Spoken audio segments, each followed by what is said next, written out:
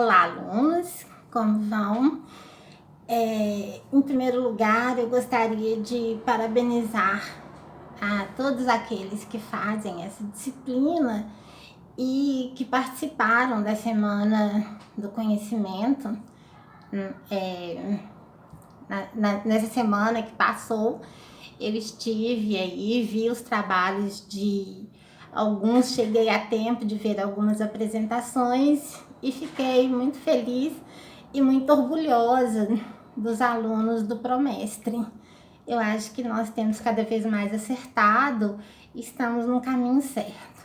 Parabéns a todos os que apresentaram e que estão matriculados nessa turma. Eu queria conversar um pouquinho com vocês que estão no processo de produção da resenha e que estão no processo de leitura dos textos necessários à escrita da dissertação de vocês, à escrita de artigos acadêmicos e também de textos necessários à participação de vocês em eventos acadêmicos. Então, eu começo a partir do encontro que eu tive com dois alunos. Um aluno da turma de vocês e um aluno da minha turma na Universidade Federal de Ouro Preto. Foram dois encontros singulares e que me trazem a vontade de dizer um pouco o que esses encontros me ensinaram.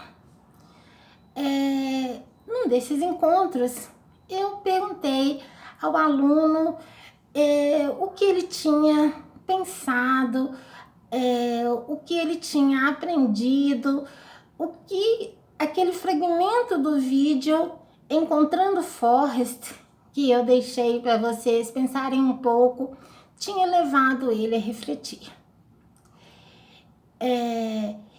E fiz a mesma pergunta ao meu aluno da Universidade Federal de Ouro Preto, ambos estudantes de mestrado. As respostas foram distintas. O que eles me responderam é o que interessa menos nesse momento. Tudo que eu vou dizer aqui tem a ver com o que eles me levaram a refletir e que eu acho que é necessário que a gente converse um pouco. O subtítulo de quem postou o vídeo no YouTube é Liberdade Criativa. Então eu retomei um pouco das histórias que vocês contam e recuperam na sondagem que eu fiz no início da disciplina. E me chama a atenção o que um aluno me diz sobre a adolescência dele e a folha em branco. Ele diz que esse detalhe do filme que ele não assistiu na íntegra o levou à adolescência dele. Que ele sentava, escrevia e achava que o texto estava pronto. E que à medida que ele foi amadurecendo, o processo dele de ingresso na universidade, na graduação, foi mostrando para ele que os textos e a nossa produção na academia nunca estão tão prontos como nós imaginamos. Muito pelo contrário. Os textos estão sempre nos interrogando e a folha em branco fica cada vez mais desafiadora. E esse fragmento que eu deixo à disposição de vocês e que eu imagino que as interpretações de vocês tenham sido muitas, ele nos diz sobre uma entrega necessária e inicial à escrita e à intuição. Isso num primeiro momento. Mas essa entrega à escrita e à intuição, ela não basta. É necessário mais. Quando se trata da produção de um texto acadêmico e até um texto literário, nós vamos ver muitos autores de literatura, renomados, falando do seu processo de construção do texto literário também, eles dizem o quanto é trabalhoso você conseguir se dar por satisfeito e dizer que o texto está pronto, né? Então é um processo de produção que vai exigir o tempo inteiro que se faça uma revisão, que você reencontre esse texto, que você releia esse texto, que você revise esse texto numa perspectiva da busca da sua própria autoria, do seu próprio estilo de escrita, inclusive, porque à medida que você vai escrevendo, você vai se reconhecendo enquanto um produtor de texto mais ou menos prolixo e vai sabendo os cuidados que você tem que ter nessa produção e nessa revisão, você vai encontrando o seu estilo de escrita também. E sabendo onde você erra mais e onde você acerta mais. Então, essa é uma primeira reflexão que eu deixo com vocês. Uma segunda é que, normalmente, nós somos ensinados a ler textos. Eu queria saber se vocês se recordam de terem sido ensinados a ouvir os textos. Como nós ouvimos os textos que nós lemos, né? É possível, quando nós estamos lendo um texto, nós encaixarmos. Eu tô com uma colinha aqui, tá, gente? Para eu não me perder. Por isso que eu estou olhando para baixo.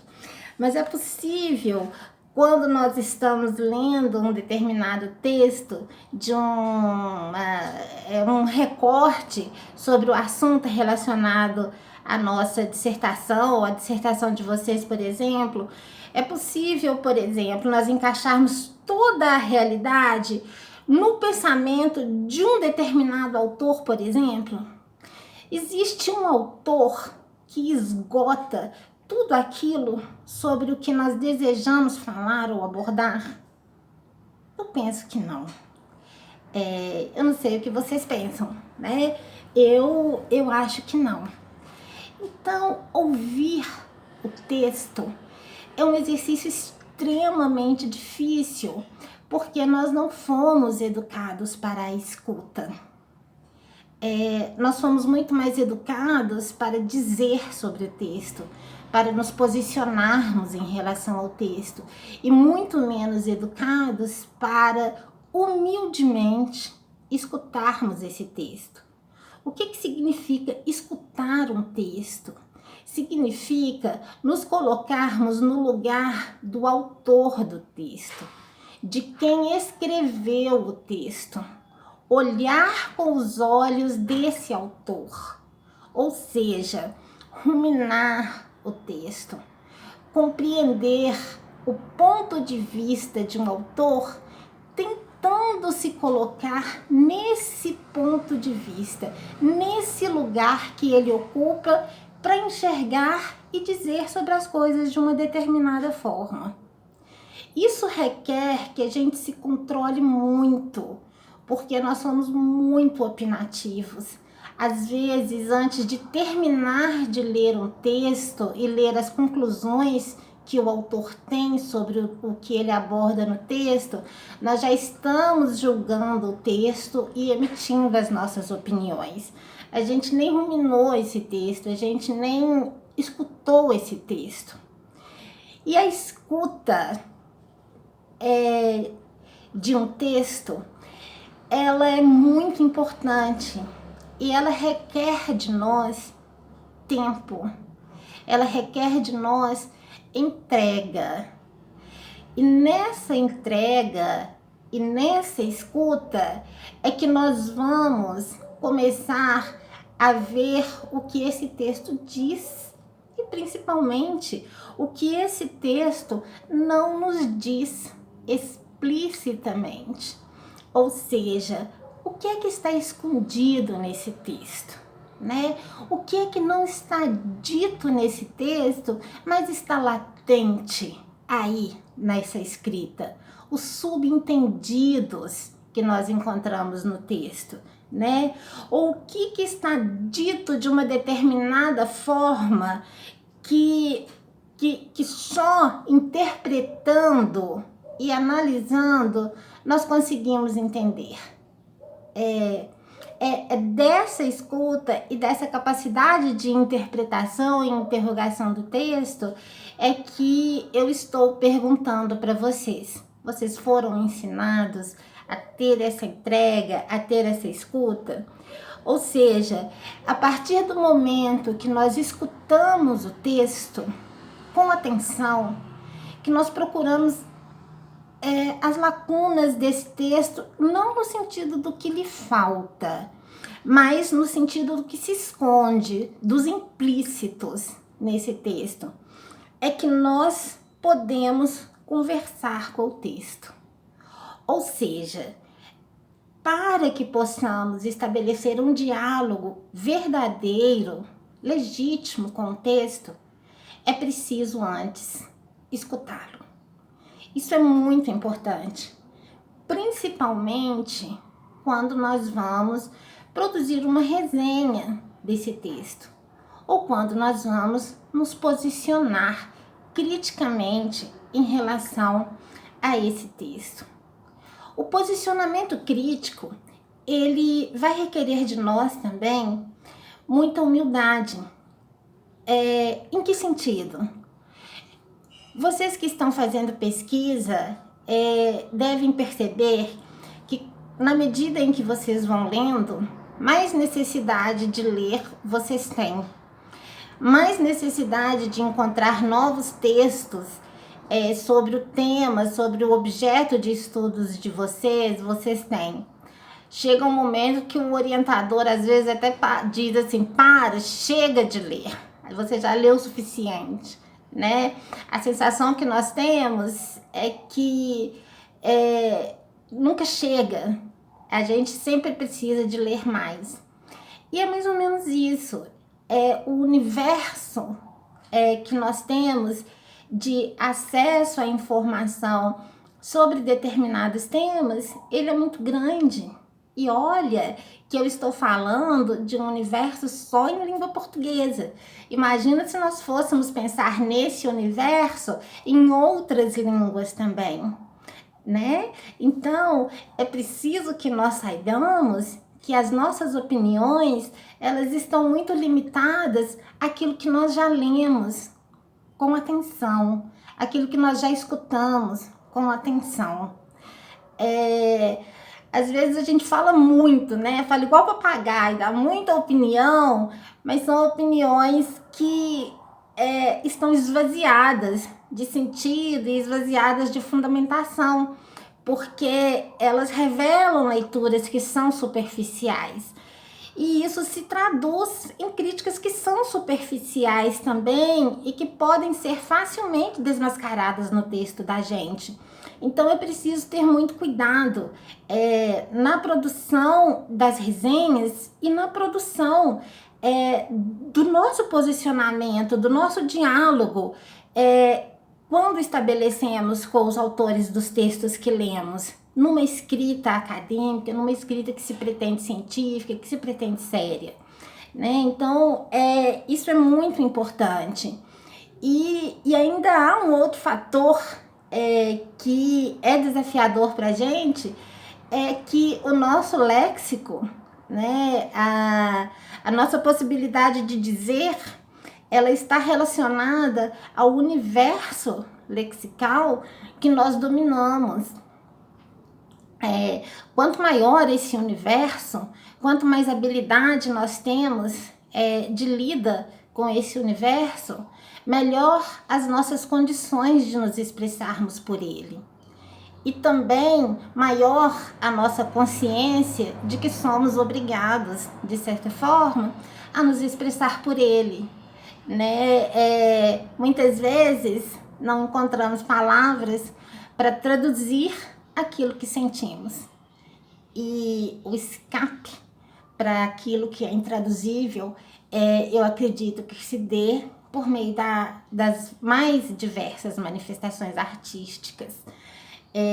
Mas aí a gente teria que ter uma outra conversa, que nós vamos deixar para um outro momento. Eu espero que vocês sejam cuidadosos na leitura dos textos científicos que estão fazendo, que sejam cuidadosos na produção das resenhas e que sejam mais cuidadosos ainda na produção dos seus textos acadêmicos e que compreendam que os textos, os gêneros textuais que nós abordamos até agora, eles são facilitadores desse encontro com o texto e dessa possibilidade de sistematizar uma escuta, uma vez que não somos muito acostumados a escutar o texto e a nos despojarmos das nossas crenças e dos autores aos quais nós somos apegados. E tirarmos aquela tendência, né? Às vezes nós acreditamos tanto em tal autor que a gente pensa, ele explica tudo, né? Então a gente já lê um determinado texto e já diz, nossa, vou pegar um exemplo lá da filosofia, mas Nietzsche aborda isso, Nietzsche explica isso. Enfim, a gente tem que se desarmar, se colocar nessa condição de olhar o texto com os olhos de quem escreveu, de escutar esse texto, pensar nesses posicionamentos, porque aí nós vamos ter uma condição maior de compreender esse texto. E uma vez compreendido, nós vamos ter uma condição maior de fazer perguntas a esse texto, de nos posicionar criticamente diante desse texto e com maior profundidade, com mais razão, com mais propriedade. Eu acho que basicamente o recado é esse. A gente prossegue conversando e eu prossigo corrigindo as atividades de vocês. Um abraço!